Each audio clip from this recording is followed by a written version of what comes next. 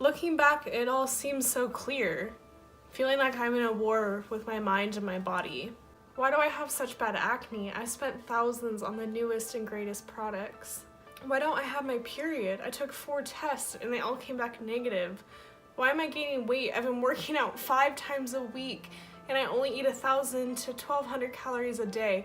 Why do I have a mustache? How could this be happening to me? Why me? Those were some of the conversations repeating in my mind for years and years. Unaware that PCOS was real, I tried to mask a problem I didn't even know I had.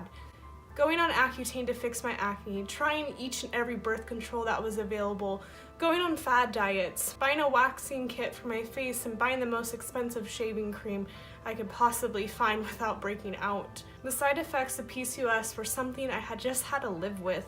Suck it up, I said to myself. Not knowing there was support and answers, I turned to an eating disorder. Years of pain and depression, I put myself into treatment at 18 years young. Winning the battle of my mind was the best thing that's ever happened to me, I thought. I didn't purge anymore. With one problem gone, another problem came. I began to binge eat. The only thing I thought that would help my depression was food. I ate and I ate. 2016 was the time it all changed. Enjoying my time at a nail salon, trying to make small talk. The nail technician asked me when my baby was due. My heart stopped. I started crying and I left. I thought to myself, I'm only 23 years old. How did I get to be 269 pounds? This is when I started to take my health into my own hands. Trying everything I could, doing my own research, watching hours and hours of YouTube, I knew something wasn't right. I had the hardest time losing weight. I didn't get fully diagnosed until 2018 at an OBGYN appointment. I went in bawling, "Doctor, I'm working out 5 times a week, 2 hours a day. I'm eating 1,200 calories a day. I've done the low carb diet. I've done raw. I've done all of it. My periods are so random. Please help me." I didn't stop repeating myself until he finally did something. After waiting for my tests and blood work, I finally got a call to come back in. I didn't know what to say when he told me I had PCOS, insulin resistance, and extremely high testosterone levels. At first I felt depressed. I didn't know anyone with PCOS. When I got home from the appointment, I cried and cried. Telling my boyfriend was so hard. There was nothing that he could do or say to make it better. The next morning I started doing more research. I found support groups. I started seeing that other women were so open about their problems, and I wanted to learn everything I could to better my life. The drive to heal my PCOS symptoms kicked in. I was ready to have a healthy life, and now knowing what my body needs, I could. I started working out at home, and it seemed to help, but once I got a gym membership, my life changed for the better. Finally, I found it extremely motivating to work out with a group and do classes. I had a schedule. I could set my goals for the class and learn new workouts. Yoga, bodyworks plus abs, kickboxing, spin class, I loved it all. I also learned that meal prepping and meal planning were keys for success.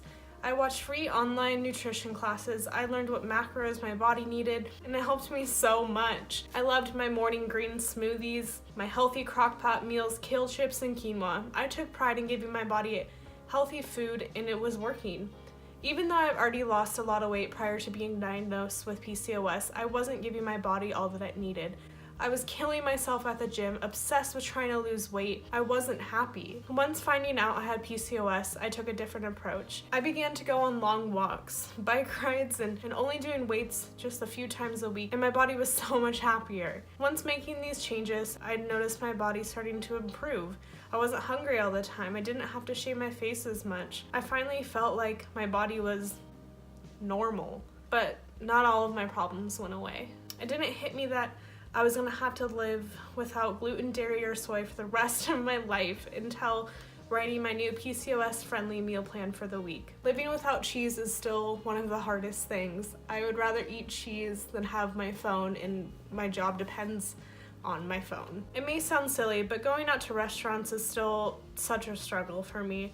Finding a variety of foods that I can enjoy is so hard. Salads are okay sometimes, but I just don't want to have salad without dressing for the rest of my life. I felt so alone and lost, but one of the biggest lessons I learned is that we're not alone, and it's okay to be upset. Since being diagnosed with PCOS, I've realized my life passion.